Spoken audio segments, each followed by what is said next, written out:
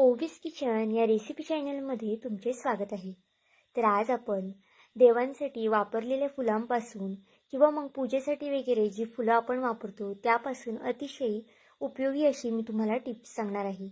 आपण नेहमी ही फुलं वापरल्यानंतर पाण्यात वगैरे सोडून देतो किंवा मग हार वगैरे सुद्धा आपण वापरतो देवांसाठी, देवघरासाठी, तर तो सुद्धा पाण्यात फेकून देतो किंवा मग सोडून देतो। तर असं अजिबात न करता अतिशय याची मी उपयोगी तुम्हाला अशी टिप्स सांगणार आहे।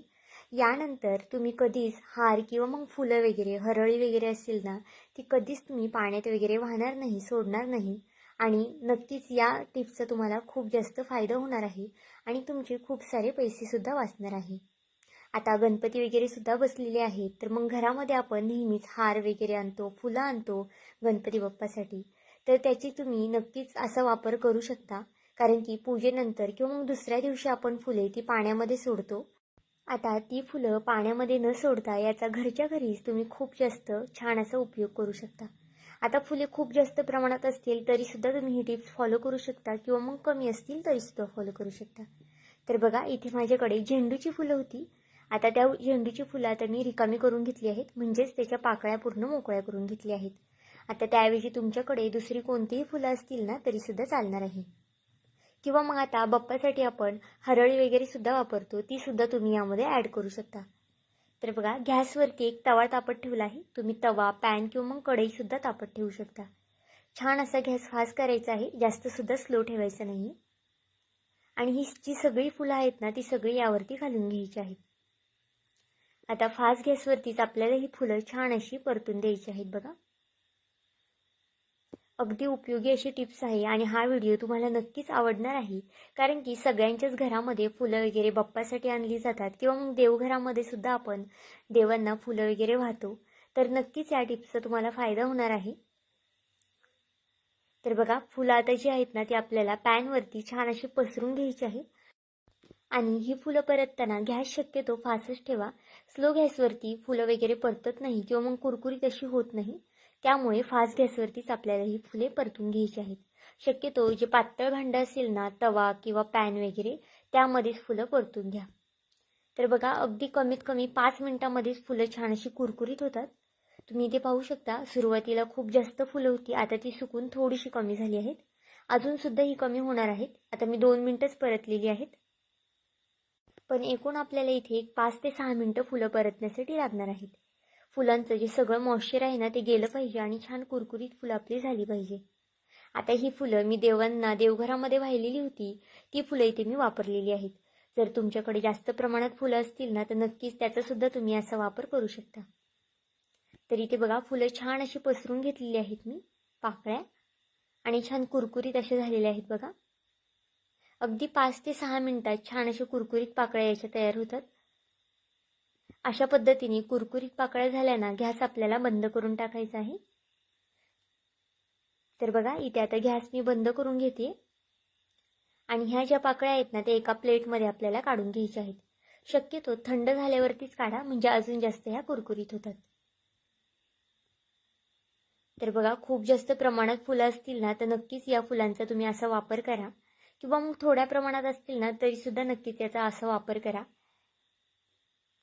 तर बघा, आता दोन्ही हाताने किंवा मग एका हाताने ना छान असं कुस्करून घ्यायचं आहे आपल्याला ही फुलं। अगदी लगेच कुस्करली जातात, कारण की आपण ही छान अशी कडक करून घेतलेली आहे।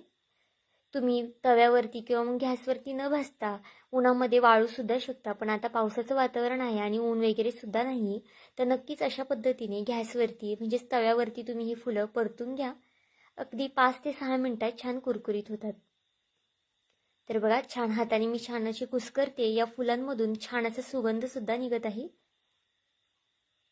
अगदी ऑर्गॅनिक अशी आपण याची गोष्ट करणार आहोत, त्यामुळे नक्कीच व्हिडिओ शेवटपर्यंत पहा।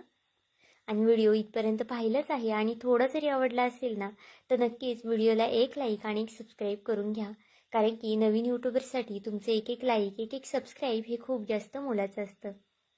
तर इथे बघा, फुलं छान अशी कुस्करून घेतली आहेत आणि चाळणीमध्ये मी टाकून घेतली आहेत। आता जो वरचा चोथा उरलेला आहे ना त्याचा सुद्धा आपल्याला इथे खूप जास्त छान उपयोग होणार आहे, त्यामुळे नक्कीच व्हिडिओ शेवटपर्यंत पहा, कुठेही स्किप करू नका। तर इथे बघा अगदी अशा पद्धतीने छान वरनं कुस्करायचं आहे, म्हणजे जी बारीक पावडर आहे, जो बारीक भुगा आहे ना, तो सगळा खाली पडला जातो.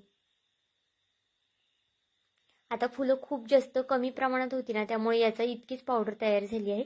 पण जर तुम्ही जास्त प्रमाणात करत असाल ना, तर त्याची जास्त पावडर तयार होईल. तर बघा छान अशी बारीक पावडर तयार झालेली आहे. आता यामध्ये अगदी थोडंसं मी गाईचं तूप घातलेलं आहे. तुम्ही कोणतंही तूप वगैरे वापरू शकता, किंवा मग तूप नसेल तर त्याऐवजी डालडा वापरला तरी चालेल. आता त्यानंतर यामध्ये 2 कापूर वड्या इथे मी कुस्करून घातल्या आहेत बघा. अगदी बारीक असे कुस्करायचे आहेत कापराच्या वड्या आपल्याला. कापूरच्या वड्यांनी सुद्धा याचा छान असा सुगंध येतो, त्यामुळे कापूर हा नक्कीच वापरा. आता इथे माझ्याकडे ओला जो धूप असतो ना, तो वापरलेला आहे मी. तुमच्याकडे जर ओला धूप नसेल तर तुम्ही चंदन पावडर वापरली ना तरी सुद्धा चालणार आहे. पण आता गणपती वगैरे बसलेले आहेत, तर मग नक्कीच सगळ्यांकडे ओला धूप असेलच, त्यामुळे नक्कीच याचा असा वापर करा. तर बघा धूप, तूप आणि कापूर आपण यामध्ये छान असं कुस्करून घेतलेलं आहे. आता याचा आपल्याला घरच्या घरी ऑर्गॅनिक असा धूप तयार करून घ्यायचा आहे बघा. तुम्ही एकदा अशा पद्धतीने धूप केला ना, तर नक्कीच मार्केटमधून कधीच धूप वगैरे विकत आणणार नाही. आणि हा व्हिडिओ तुमच्या मित्रमैत्रिणींसुद्धा शेअर करा, कारण की त्यांनासुद्धा याचा फायदाच होणार आहे. कारण की आता घरोघरी सगळ्यांकडेच गणपती बाप्पा बसलेले आहेत, तर नक्कीच त्यांनासुद्धा याचा फायदा होईल. ते सुद्धा बाप्पासाठी हार वगैरे आणत असतील, तर दुसऱ्या दिवशी तो हार पाण्यात न टाकता त्याचा अशा पद्धतीने तुम्ही वापर करून बघा. जास्वंदीचं फूल असो किंवा मग इतर कोणतीही फुलं, हरळी, पानं असतील ना, तर त्याचा सुद्धा तुम्ही अशा पद्धतीने वापर करू शकता. हा धूप अजिबातच खराब वगैरे होत नाही, अगदी भरपूर दिवस असाच राहतो. आणि आपण ओला धूप असतो ना, जो बाहेर विकत भेटतो, तो पेटवायला सुद्धा खूप जास्त वेळ लागतो आणि पेटवला तरी तो विजला सुद्धा जातो.